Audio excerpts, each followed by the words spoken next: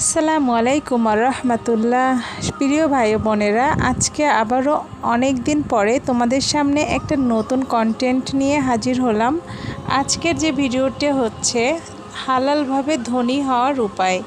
আমরা কোরআনের কিছু আমলের দ্বারা ধনী হতে পারি, সেই একটা আমল আজকে আমি তোমাদেরকে শিখিয়ে দিব। দোয়াটি খুবই ছোট্ট। এই দোয়াটি যদি তোমরা প্রতিদিন সকালে এবং মাগরিবের নামাজের পরে আমলটি করতে পারো, ইনশাআল্লাহ হালালভাবে তোমরা ধনী হয়ে যাবে এবং আল্লাহ পাক তোমাদের উপর খুশি হয়ে যাবেন।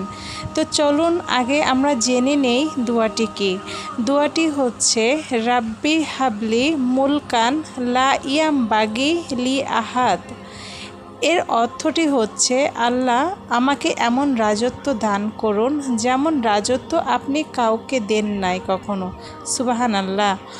এই দোয়াটি এতটাই পরীক্ষিত এবং এতটাই ফজিলতপূর্ণ দোয়া, যে দোয়াটি আপনি যদি বিশ্বাসের সহিত ইখলাসের সহিত পাঠ করতে পারেন, ইনশাআল্লাহ আল্লাহ পাক আপনাকে হালালভাবে ধনী করে দিবেন এবং আপনার অভাবকে দূর করে দিবেন। তো সবাই এই আমলটি করার চেষ্টা করবে।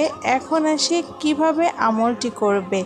প্রতিদিন ফজর নামাজের পরে এবং মাগরিবের নামাজের পরে এই দোয়াটি 7 বার করে পাঠ করে আল্লাহর দরবারে মহান রাব্বুল আলামিনের কাছে তোমরা তোমাদের মনের আশার কথা বা তোমাদের ধনী হওয়ার কথাটা আল্লাহর কাছে ব্যক্ত করবে।